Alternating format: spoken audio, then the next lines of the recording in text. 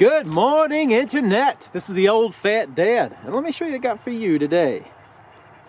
Today I want to take another dive into the world of custom versus stock. I'm going to try out a test between two different firearms, the Ruger 1022 carbine and the Ruger 1022 Charger. First up is a bone stock Ruger 1022 carbine, 18.5-inch barrel, and for an optic on this we have the Athlon Midas BTR, and it looks like it's a 2.5 to 15 by 50 scope.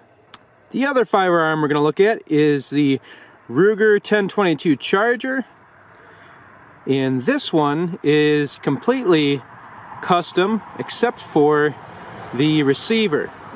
And on the Charger we've got the Vortex Diamondback Tactical 4x16 by 44. I'd like to see what kind of difference there is in accuracy potential at 50 yards and 100 yards with these two guys.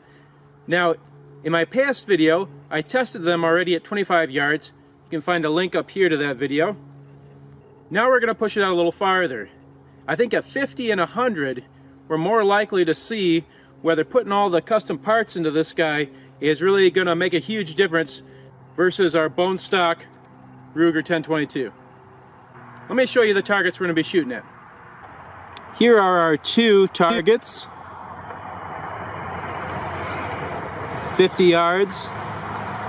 And then way down here is 100.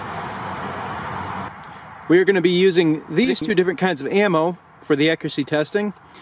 Our Ely Edge and the Federal bulk pack ammo. I'll post the stats for each of these bullets up here.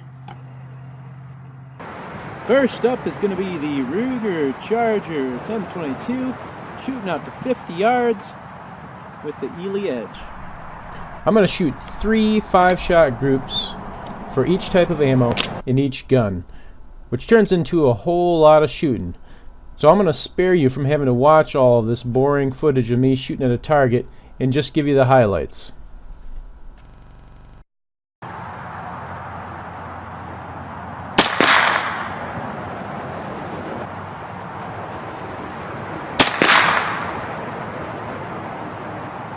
Let's wrap up the target shooting footage here and go ahead and take a look at all of our results. These are our two 50-yard targets. On the left, the 1022, and on the right, the Charger. I'm pretty surprised with these results. They're a lot closer than I expected. With the Ely ammo, you can see that they both had groups under an inch, and the Charger only had one group under half an inch, although the groups on the Charger look a lot tighter, especially in the second two set of groupings, and I think that last flyer in the Charger's Ely group was probably me. With the Federal ammo, the Charger comes out a good bit ahead, 3/4 inch groups for the most part with one 1-inch group, and the 1022 throws a little bit more inconsistent sized groups up, biggest being 2 inches. And here are the 200-yard targets. Again, we got the 1022 on the left and the Charger on the right. I'm going to throw a little X next to all the Ely groups because it's a little hard to see there. And I was so focused on shooting these 100-yard groups, I accidentally shot 4 with the Charger instead of 3.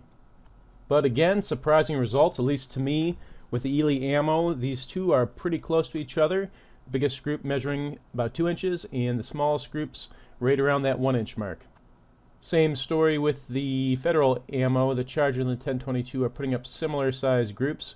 We have 3-inch groups with both of them at the top end, and then you get a little bit of a tighter group with the Charger at the bottom end with the 1.5 inch versus 2.25. Final thoughts on this comparison of these two firearms. Pretty surprising, at least for me. I expected there to be a much bigger difference. I thought that all the custom parts you put into that Charger would really tighten up those groups and set it apart from the 1022. It's a definite possibility that it's my shooting abilities or lack thereof that are leading to these results, but on average it looks like there's only a slight advantage to that Charger custom pistol. So if you're an average shooter like me, pumping a bunch of money into customizing your 10/22 purely for performance gains might not be a good idea. As always, thanks for watching, and if you enjoy the content, please consider liking and subscribing. We'll see you next time.